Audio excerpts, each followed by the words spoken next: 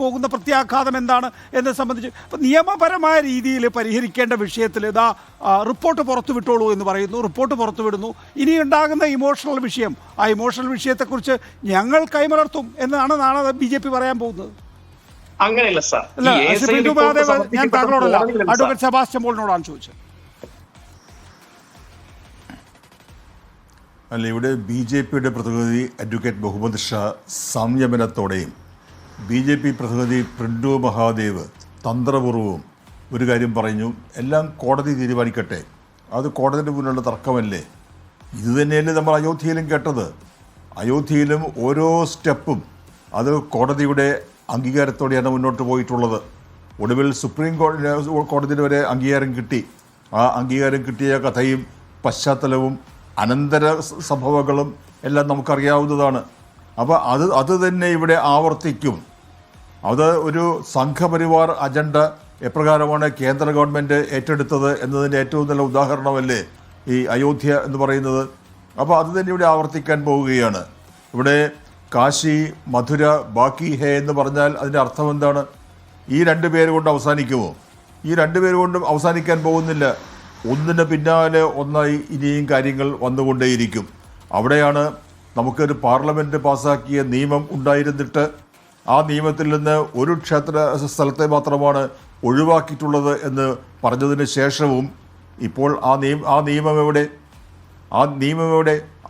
Exemption ഇനിയും കൂടിക്കൊണ്ടിരിക്കുകയല്ലേ. അപ്പോൾ അവിടെ നമുക്ക് സംയമനത്തോടെ വരുന്നത് വരട്ടെ, കോടതി ന്യായത്തോടെ നീതിപൂർവ്വം കാര്യങ്ങളൊക്കെ തീരുമാനിക്കും എന്ന് പറഞ്ഞാൽ അപ്രകാരം നീതിപൂർവകമായ ഒരു തീരുമാനം കോടതിയിൽ നിന്ന് ഉണ്ടാകാൻ പോകുന്നില്ല. ഇവിടെ ഭരണകക്ഷി എന്ന നിലയിൽ BJPയും BJPയുടെ സർക്കാരും സജീവമായി ഇതിൽ ഇടപെടും. ഒടുവിൽ അയോധ്യയിൽ നമ്മൾ കണ്ടത് എന്താണോ അതുപോലെയുള്ള അതിൻ്റെ ഒരു ആവർത്തനം ഈ പറഞ്ഞ സ്ഥലത്തും ഉണ്ടാകാൻ പോവുകയാണ്. Advocate Sebastian Paul, 91 place of worship act എന്ന് പറയുന്നത് എന്തുകൊണ്ട് കട്ട് ഓഫ് ഡേറ്റ് ഓഗസ്റ്റ് 15, 1947 ആക്കി എന്ന ചോദ്യത്തിന് നമ്മുടേത് ഒരു ആധുനിക സർക്കാർ രൂപം കൊണ്ട ദിവസം എന്ന നിലയിലാണ്. ഒരു ശാസ്ത്രീയമായ രീതിയിൽ നമുക്ക് ആ ദിവസത്തെ ഒരു കട്ട് ഓഫ് ഡേറ്റായി ഉപയോഗിക്കാം എന്നുള്ളതാണ്. ഇവിടെ നോക്കൂ, ASIയെ അതിൻ്റെ പര്യവേഷണത്തിന് ചുമതലപ്പെടുത്തുന്നു. ASI കണ്ടെത്തുന്നത് എന്താണ്? 17-ാം നൂറ്റാണ്ടിൽ ഇപ്പോഴത്തെ പള്ളിക്ക് മുമ്പ് വലിയൊരു ഹിന്ദു ക്ഷേത്രം നിലനിന്നിരുന്നു എന്നാണ്. അതിൻ്റെ ആർക്കിടെക്ചറൽ റിമൈൻസ് എന്ന് പറയുന്നത് വാസ്തുവിദ്യാ പരിശോധനയിൽ കരകൗശല വസ്തുക്കളുണ്ട്, ശിലാലിഖിതങ്ങളുണ്ട്, കൊത്തുപണികൾ നടത്തിയ പരിശോധനയിൽ നിന്ന് വലിയ ഹിന്ദു ക്ഷേത്രം നിലനിന്നിരുന്നു എന്ന് വളരെ വിശദമായ ഒരു റിപ്പോർട്ട് കൊടുക്കുകയാണ്. അപ്പോൾ ഇവിടെ ഏത് ആർഗ്യുമെൻ്റാണ് താങ്കൾ എടുക്കുക? ഇങ്ങനെയുള്ള പരിശോധനകൾ നടത്തി ചരിത്രപരമായി ചില ക്ഷേത്രങ്ങൾ തകർക്കുകയുണ്ടായിട്ടുണ്ടോ എന്നുള്ള പരിശോധന നടത്തണമോ, അത് കണ്ടുപിടിക്കണമോ? അതോ RSS സർസംഘചാലക് പറഞ്ഞതായി നേരത്തെ ശ്രീ പ്രിൻഡു മഹാദേവ് കോട്ട് ചെയ്തതുപോലെ എല്ലാ ദേവാലയങ്ങളുടെയും അടിയിൽ പോയി അതിൻ്റെ അടിയിൽ വേറെ എന്തെങ്കിലുമൊക്കെ അവശിഷ്ടങ്ങൾ നിൽക്കുന്നുണ്ടോ എന്ന് പരിശോധിക്കണോ? ഏത് ആർഗ്യുമെൻ്റാണ് ശരി?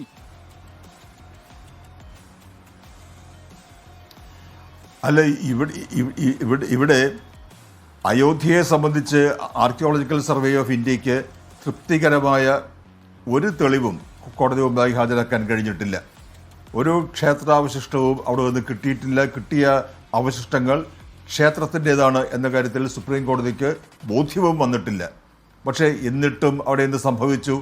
അവിടെ ബാബറി മസ്ജിദ് നിന്നിരുന്ന ഇടം അത് ഇന്ന് ഹിന്ദുക്കളുടെ കയ്യിലാണ്. അവിടെയാണ് ഈ മഹാക്ഷേത്രം ഉയർന്നു വന്നിരിക്കുന്നത്. ഇവിടെ ഇപ്പോൾ ASI ഇങ്ങനെ ഒരു റിപ്പോർട്ട് കൊടുത്താൽ ഗ്യാൻബാബിയിൽ ക്ഷേത്രാവശിഷ്ടങ്ങൾ ഉണ്ടായിരുന്നു, അവിടെ ആരാധന നടന്നിരുന്നു എന്നൊക്കെയുള്ള ഒരു റിപ്പോർട്ട് കൊടുത്താൽ എന്തായിരിക്കും സംഭവിക്കാൻ പോവുക? അയോധ്യയിൽ നമ്മൾ കണ്ടതിനേക്കാൾ ചടുലമായി കാര്യങ്ങൾ നീങ്ങും. അതിഭീകരമായ അവസ്ഥയിൽ പൊളിക്കേണ്ടതെല്ലാം പൊളിക്കപ്പെടും, നിർമ്മിക്കേണ്ടതെല്ലാം നിർമ്മിക്കപ്പെടും. അങ്ങനെ പോയാൽ നമുക്ക് എവിടെയാണ് ഇതിന് അവസാനിക്കുക? അതുകൊണ്ട് എല്ലാ കാര്യങ്ങൾക്കും ഒരു അവസാനം ഉണ്ടാവണ്ടേ? ആ അവസാനം ഉണ്ടാകുന്നതിന് വേണ്ടിയാണ് പാർലമെൻറ്റ് അന്ന് നിയമം പാസ്സാക്കിയത്. അന്നാണ് ഒരു നല്ല ദിവസം നോക്കി 1947 ഓഗസ്റ്റ് 15 അർത്ഥമുള്ള ദിവസമാണ്, അർത്ഥവും പ്രാധാന്യവുമുള്ള ദിവസമാണ്. അതിനൊരു കട്ട് ഓഫ് ഡേറ്റ് നിശ്ചയിച്ചു. അത് അംഗീകരിക്കുകയല്ലേ വേണ്ടത്? അത് അംഗീകരിച്ചുകൊണ്ടാണല്ലോ മോഹൻ ഭാഗവത്തിൻ്റെ പരാമർശം ഉണ്ടായത്. മോഹൻ ഭാഗവത്തിൻ്റെ വാക്കുകൾക്ക് ആത്മാർത്ഥതയുണ്ടെങ്കിൽ അദ്ദേഹം ഇടപെട്ട് ഈ അനാവശ്യമായ ഇത്തരം പ്രചരണങ്ങളും ആവശ്യങ്ങളും ഒഴിവാക്കുന്നതിനുള്ള നടപടിയാണ് സ്വീകരിക്കേണ്ടത്. You are watching Reporter Evening Show.